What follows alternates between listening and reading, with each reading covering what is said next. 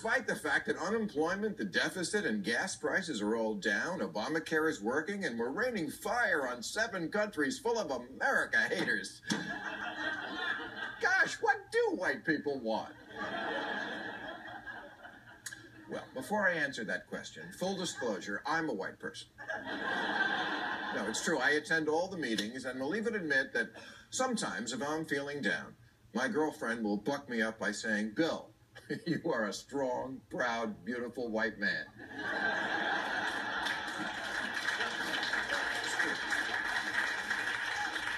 So I know these people, and the good news for Democrats is that making working-class whites buy what you're selling isn't that hard.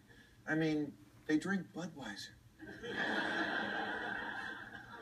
So here's a few tips on how to talk to the white voter. Tip number 1, talk a lot, about the importance of hard work. White people eat that shit up. Because they think they're the only Americans who do work hard and that they're carrying all the people who just collect welfare and complain. Reinforce this silly notion so they can feel better about themselves.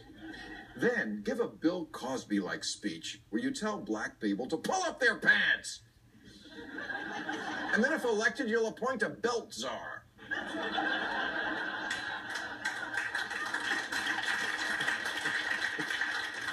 Now, of course, this isn't even a thing anymore, and the only person who still wears his pants down on his ass is Justin Bieber.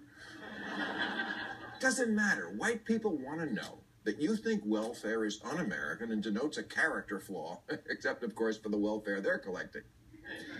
Then say something about how dads are important. If a reporter asks you what you think about the melting ice cap, say, "That's a good question, and it comes down to dads."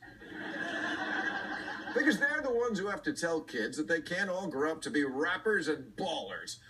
See, without ever mentioning race specifically, you can use code words to make white people think it. Phrases like culture of dependency, personal responsibility, and of course, violence in elevators.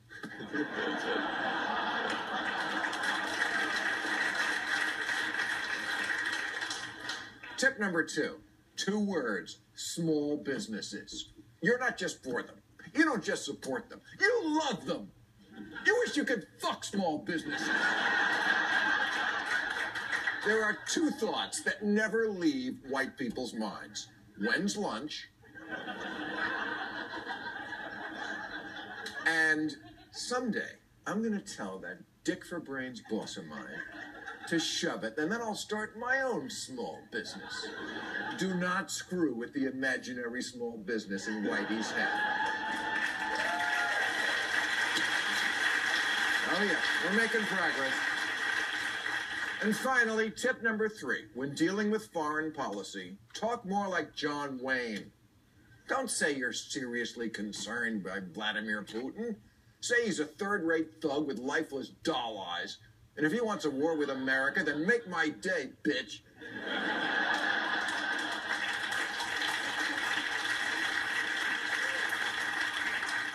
Trust me, these subtleties of foreign policy are of no interest to the hunky vote. All they want to know is whose ass are we kicking next? At the first sign of trouble anywhere, say things like, "We'll hit them with a brick while they're sleeping."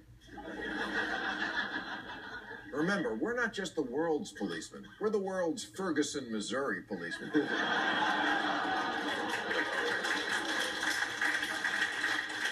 And any foreign strategy, except nobody move or the girl gets it, is appeasement. It's Munich. Munich. Everything is Munich to them. To white dads, everything is Munich. Because white dads watch the History Channel. And the only history on it is Hitler.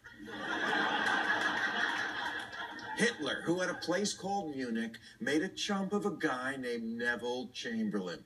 And this is America. We don't act like Neville Chamberlain. We act like Wilt Chamberlain and dunk in your face! All right, that's our show. I'll be at the Ruth Eckerd Hall in Clearwater, Florida.